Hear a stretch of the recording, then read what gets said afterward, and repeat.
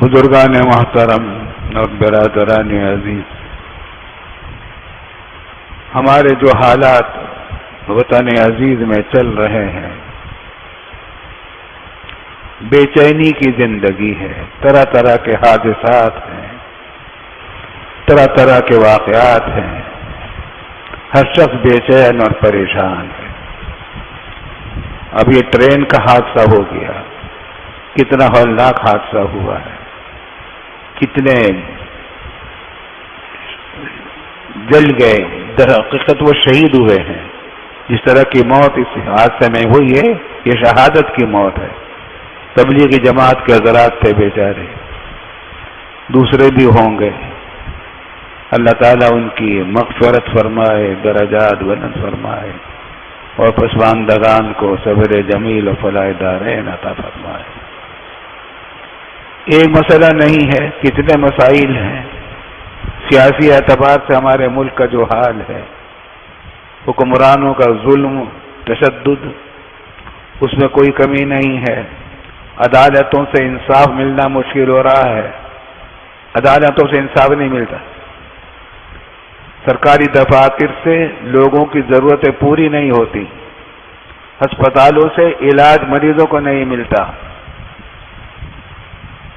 اسکولوں اور کالجوں سے طلبہ کو تعلیم نہیں ملتی، سرکاری دفاتر سے لوگوں کی ضرورتیں پوری نہیں ہوتی۔ جاؤ، کل آنا، پرسوں آنا، چکر چلاتے رہتے، رشوت ستانی عام ہے۔ کتنا عزیز ملک ہمیں عطا فرمایا تھا اللہ رب العالمین نے، لیکن ہم نے عہد کو توڑ دیا۔ اللہ رب العالمین سے ہم نے عہد کیا تھا پاکستان بنانے کے وقت کہ پاکستان کا مطلب کیا، لا الہ الا اللہ، یعنی اسلامی نظام قائم ہوگا۔ قائد اعظم محمد علی جناح سے پوچھا گیا ایک جلسے میں کہ پاکستان کا دستور کیا ہوگا؟ انہوں نے کہا کہ پاکستان کا دستور تو 1400 سال پہلے نازل ہو چکا ہے، ہمارے پاس کسی نئے دستور کی ضرورت نہیں، قرآن کی شکل میں ہمارے پاس موجود ہے۔ ہمارے نعرے بھی یہی تھے کہ لے کے رہیں گے پاکستان، دینا پڑے گا پاکستان، پاکستان کا مطلب کیا، لا الہ الا اللہ۔ عہد کو توڑ دیا، اللہ پناہ میں رکھے۔ مصائب بہت ہیں، طرح طرح کے مصائب ہیں، بے چینی سیاسی اعتبار سے مشکلات ہے، عدالتوں سے انصاف نہیں مل رہا، ظلم و تشدد پھیل رہا ہے،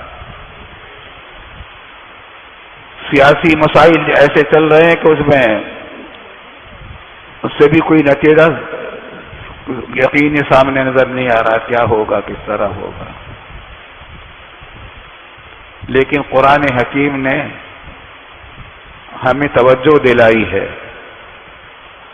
کہ جو مصیبتیں تم پر آتی ہیں، جو واقعات پیش آتے ہیں پریشانیوں کے،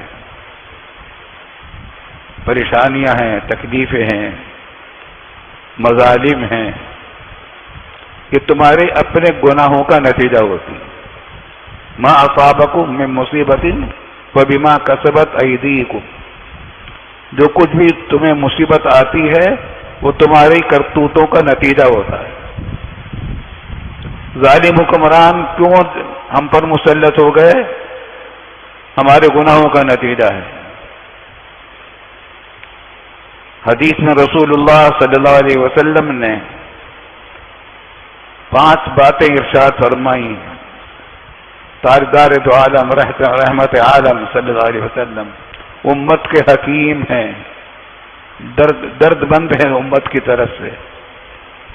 فرمایا کہ فحاشی اور بدکاری ایک گناہ ہے علانیہ، اس کا نتیجہ یہ ہوتا ہے کہ طرح طرح کی وبائیں پیدا ہوتی، پھیلتی ہیں بیماریاں، اور معاشرے میں بیماریاں پھیل جاتی، نت نئی بیماریاں آبا و اجداد نے جو کبھی سنی بھی نہیں تھی، دیکھی بھی نہیں تھی، وہ آ جاتی ہیں۔ آج فحاشی اور عریانی کا کاروبار ہمارے موبائل کے ذریعے سے چل رہا ہے۔ ہمارے بچے اور بچیاں انتہائی فحش قسم کے سارے مناظر موبائل پر دیکھ رہے ہیں.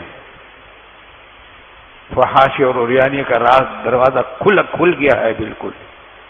یہ کوئی باہر کی بات نہیں، خود پاکستان کے اندر ہو رہا ہے. فحاشی اور عریانی دوسرے ملکوں میں بھی ہے، ان کے یہاں بھی بیماریوں کا یہی حال ہے.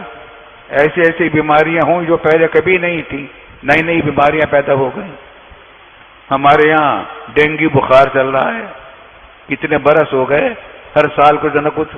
کیوں ہوا تھا؟ مچھر آ گیا تھا. ایک مگر سوال پیدا ہوتا ہے مچھر کیوں آ گیا تھا، پہلے کیوں نہیں آیا تھا؟ کسی نے بھیجا ہے، یہ رب کریم نے سزائیں دینے کے لیے بھیجا ہے کہ باز آ جاؤ، اس سے بڑے بڑے اور مصائب آ جائیں گے اگر توبہ نہ کی. توبہ کر لو، توبہ کر لو گے، گناہوں سے بچو گے، مصیبتیں دور ہو جائیں گی. اس کی طرف خیال کریں. مسئلہ آج کے بیان کا یہ پیش نظر یہ ہے کہ ہماری عادت یہ ہو گئی ہے کہ جب کوئی خرابی پیش آتی ہے معاشرے میں تو کہتے ہیں اس نے کیا ہے، اس کا قصور ہے، حکومت کا قصور ہے، عدالت کا قصور ہے، سیاسی لیڈروں کا قصور ہے، علماء کا قصور ہے، جماعتوں کا قصور ہے. قصور سب کا ہے، ہر ایک. کیوں ہے؟ پہلے کیوں نہیں تھا، اب کیوں ہو گیا؟ ہمارے گناہ بڑھتے جا رہے ہیں. اللہ پناہ میں رکھے، اتنے گناہ ہمارے اندر پہلے نہیں تھے جتنے اب پھیل گئے ہیں.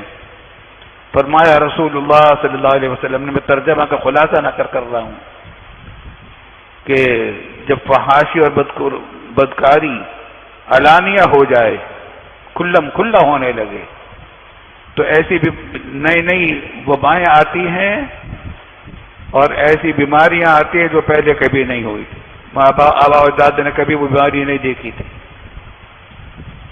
دوسرا فرمایا کہ ناپ تول میں کمی.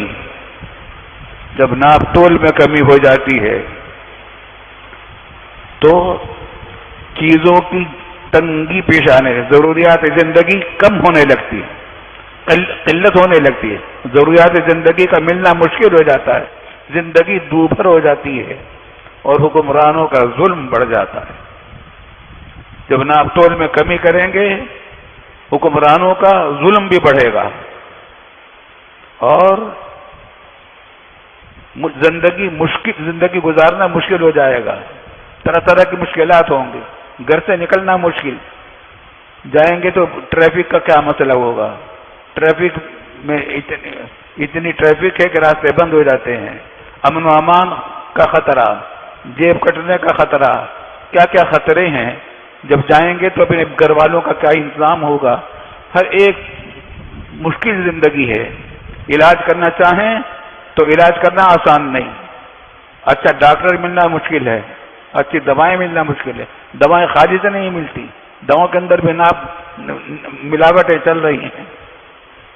تو ناپ تول میں جب کمی ہوتی ہے تو زندگی دوبھر ہو جاتی، زندگی مصیبت کی مشکل بن جاتی ہے. آج ہمارے ہاں دیکھیں، ہر ایک کی، مالدار کی زندگی بھی مشکل ہے، آسان نہیں. غریب کی تو ہے ہی، لیکن جو مالدار لوگ ہیں، ارب پتی کروڑ پتی لوگ ہیں، مکانات بھی ان کے پاس ہیں، گاڑیاں بھی موجود ہیں، لیکن زندگی ان سے پوچھو کیسی تکلیف کی ہے. گاڑی لے کر جائیں گے تو ٹریفک کے پہ پھنس جائیں گے، بارش ہو رہی ہوگی تو پانی جمع ہوگا، اتنا خراب ہو جائے گا. ہر وقت خطرہ ہے کہ کوئی چوری کر لے گا، کوئی ڈاکہ ڈال دے گا، کوئی مار دے گا. امن و امان کا خطرہ.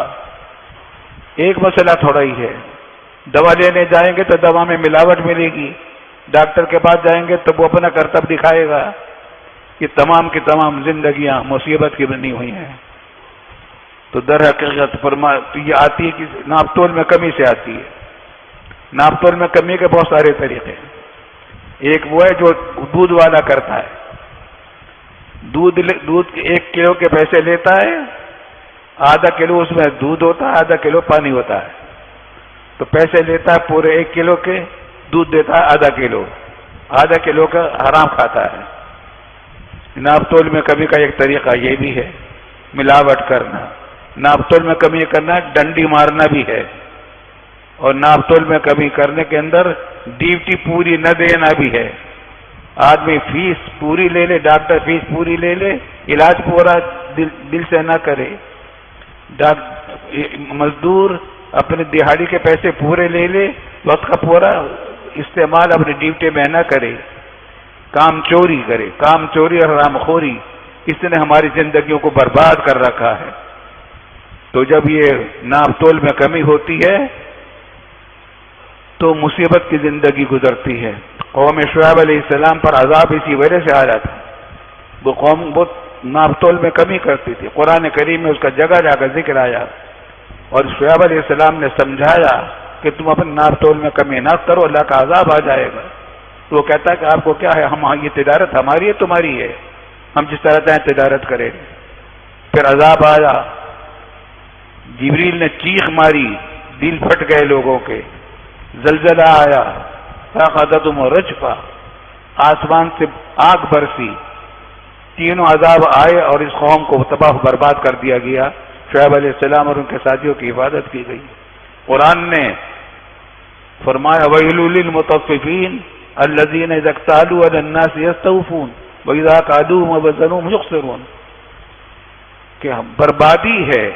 ویل کے معنی دو آتے ہیں، بربادی کو بھی کہتے ہیں اور ایک وادی بھی ہے جہنم میں، اللہ پناہ میں رکھے، جہنم کی ہر وادی سے پناہ میں رکھے. اور یہ وادی اتنی گہری ہے کہ اوپر سے پتھر اگر پھینچا جائے تو 40 سال بعد نیچے پہنچے گا. ایسی گہری وادی ہے جہنم کی، وہ تیار کر رکھی ہے اللہ رب العالمین نے ناپ تول میں کمی کرنے والوں کے لیے، کام چوری کرنے والوں کے لیے، ملاوٹ کرنے والوں کے لیے. تو یہ سب کے سب مصیبتوں کو دعوت دینے والی تو ہمیں. تو قرآن کریم نے فرمایا ما اصابکم من مصیبت فبما کسبتم. کیوں آ رہی ہیں یہ ساری بیماریاں، ساری مصیبتیں؟